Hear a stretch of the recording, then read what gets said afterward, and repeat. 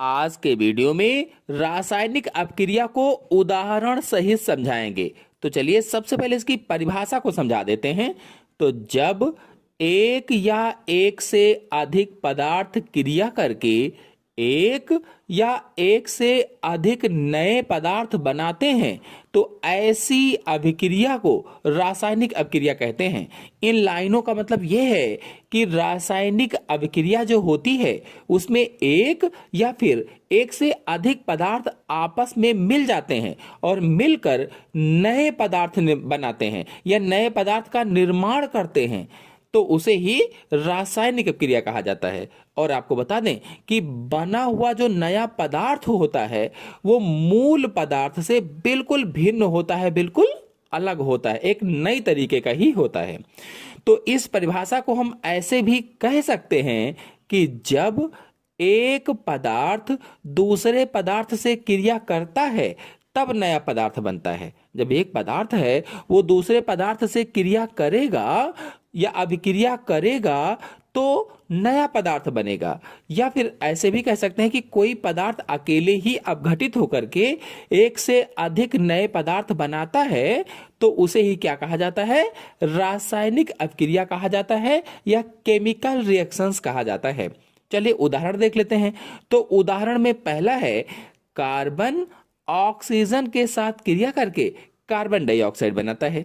देखिए ये कार्बन है, C+O2 is equal to CO2, यानी कि जो कार्बन है ये ऑक्सीजन के साथ इसने क्रिया किया और क्रिया करके कार्बन डाइऑक्साइड का निर्माण कर रहा है। अब यहाँ पर जो कार्बन और ऑक्सीजन है ये अभिकारक कहलाते हैं, अभिकारक, जबकि जो CO2 है ये उत्पाद कहलाता है। तो अभिकारक की परिभाषा पूछी जाएगी तो क्या बताएंगे कि वह पदार्थ जो आपस में क्रिया करते हैं अभिकारक कहलाते हैं या रिएक्टेंट कहलाते हैं। ऐसे पदार्थ जो आपस में क्रिया करते हैं उन्हें क्या कहा जाता है? अभिकारक या रिएक्टेंट कहा जाता है। जबकि उत्पाद क्या होते हैं? तो जो नए पदार्थ बनते हैं वे उत्पाद या प्रोडक्ट कहलाते हैं। यानी बने हुए जो नए पदार्थ होते हैं उन्हें ही उत्पाद या प्रोडक्ट कहा जाता है। इसी प्रकार से दूसरा उदाहरण अगर हम लें तो यहाँ पर रिएक्शन में देखिए जो सोडियम धातु है इसको वायु में जलाया गया है। तो सोडियम धातु को वायु में जलाने पर सोडियम ऑक्साइड का सफेद चूर्ण प्राप्त हुआ है।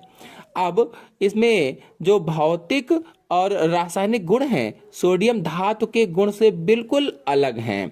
अब इसमें देखिए जो सोडियम और ऑक्सीजन है ये अभिकारक कहलाएंगे, अभिकर्मक या अभिकारक कहलाएंगे, और जो इसमें सोडियम ऑक्साइड है ये उत्पाद या प्रोडक्ट कहलाएगा।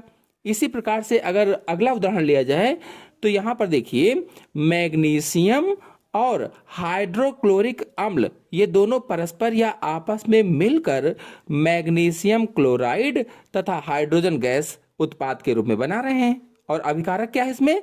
तो मैग्नीशियम और हाइड्रोक्लोरिक अम्ल ये अभिकारक हैं इसमें, और magnesium chloride plus hydrogen gas ये उत्पाद हैं क्योंकि ये अंत में बन रहे हैं।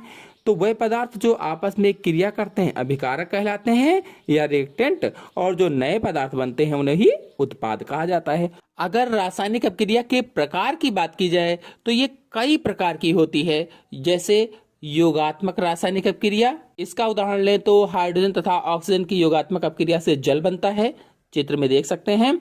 इसी तरह से दूसरा होता है प्रतिस्थापन रासायनिक अपक्रिया, जिसमें मेथेन से हाइड्रोजन परमाणु का विस्थापन क्लोरीन परमाणु द्वारा हो रहा है। और तीसरी अपक्रिया उष्मीय वियोजन अपक्रिया आप मान सकते हैं, जिसमें यहाँ पर अमोनियम क्लोराइड गर्म करने पर अमोनिया और हाइड्रोजन क्लोराइड में वियोजित हो जाता है और ठंडा किए जाने पर अमोनिया तथा अमोनियम क्लोराइड बना लेता है। इसी प्रकार से अगला प्रकार है उष्मीय अपघटन अपक्रिया। तो इस अपक्रिया में जो पोटेशियम क्लोराइड है इसको गर्म करने पर पोटेशियम क्लोराइड तथा ऑक्सीजन में अपघटित हो रहा है। और फिर अगला है उभय अपघटन अपक्रिया, इसमें सिल्वर नाइट्रेट और सोडियम क्लोराइड की अपक्रिया दिखाई गई है। तो इन प्रकारों को, यानी कि रासायनिक अपक्रिया के कितने प्रकार होते हैं, नेक्स्ट वीडियो में लेकर के आएंगे। आशा है आपको आज का वीडियो पसंद आया होगा, समझ में आया होगा। समझ में आया हो तो वीडियो को लाइक कीजिए, सभी दोस्तों में शेयर कीजिए। धन्यवाद।